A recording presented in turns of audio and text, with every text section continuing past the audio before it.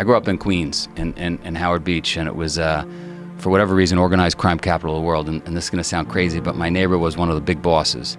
And one day when I was pre-teens, he said to me, you know, the best thing we could do on this earth? I said, what? He said, help people. This is a guy that killed people for a living. And because that was his perspective was he was a protector, right? He would help people even though from the outside we know what they really do. But it stuck with me. You gotta help people. He changed my life, this guy. My parents were going through a divorce. I'm 12 years old, and he wants to help me. So he says, come over, you're gonna clean our swimming pool for us. I'm gonna pay you $35 a week. So I come over on Saturday morning. He says, all right, the first lesson, he's sitting me down for lessons. First lesson is if you're gonna come at 8 a.m., you show up 7:45, right? On time is late. Great lesson for life.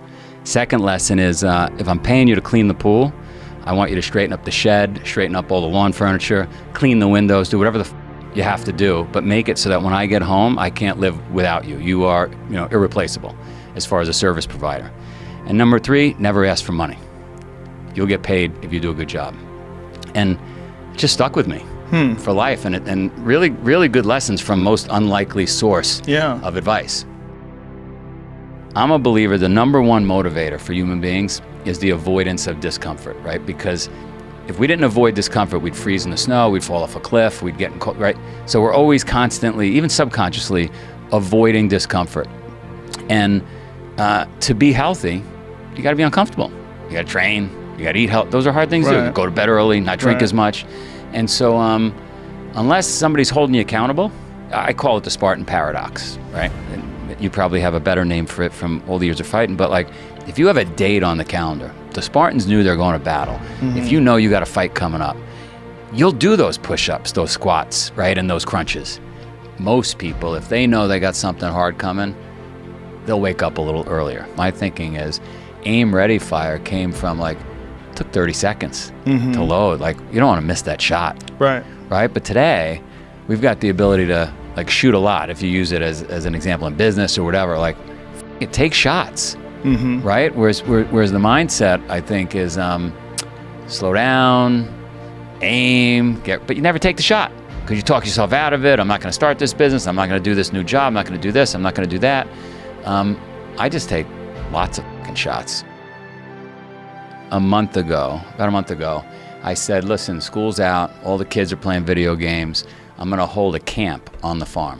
I'm going to invite friends and family's kids because nobody's going to send me kids that don't know me. 14 days of hell, no video games, no phones, and we are just gonna crush these kids and turn them into little soldiers. I got an Olympic wrestler living with us, a guy named Andy Rovat, who just happens to live with us. I've got a mountain warfare school veteran who's there in Vermont, and I've got this woman we call the seed huntress, so she's more like my mom, bohemian, this and that, and those 3 people are going to provide expertise along with my insanity of, all right, we're going up and down the mountain, we're carrying rocks, we're going in ice cold water, and we're going to run it like buds, basically, the kids, the girls and the boys, right? And so, they're waking up early, they're hiking the mountain, they're doing miserable shit, carrying rocks, always purposeful. So we're building stuff out of the rocks. They'll be there for the test of time. And so they can come back and see the efforts of their work. And cold water is always involved because, as you said, with the shower, cold water sucks. It's only 3 meals a day. It's healthy food. Probably keeping them a little bit hungry because, a lion is most handsome when it's hungry. And so we left their phones in their rooms. And unbeknownst to me, every night when they got done with their work, they would then get on the phones. Of course they would. I just wasn't thinking about it. And start texting the parents. Get me the f*** out of here. This guy's nuts, right? But I don't know that's happening, right? We took the phones and there was no way out. And the message to them was, when you can't change your situation, you change yourself. I got in touch with a neurosurgeon and I said, would you talk to the kids? He said, kids, when you take on something hard, if you don't finish it, it leaves a physical gap in the brain. Literally, we could see as a neurosurgeon that the wires are unconnected because you never finished it. But when you finish it, it leaves like train tracks. And so the more tracks you could lay, you're going to have an advantage over your competitors. The kids are like wet clay in the sense that... you really feel like you make an impact. I feel like I make an impact. I've been getting, we didn't talk about this, I've been getting some 21 or 22-year-olds from very, very wealthy families. My kids are they need some help.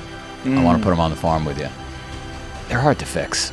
Yeah. By the time they're 21, 22, they're hard to fix. Right. These little kids, I make a big impact. I mean, the letters I got are tear jerkers after the text I saw them writing the parents about how terrible I was. Yeah. And then seeing 14 days later, the impact. Yeah.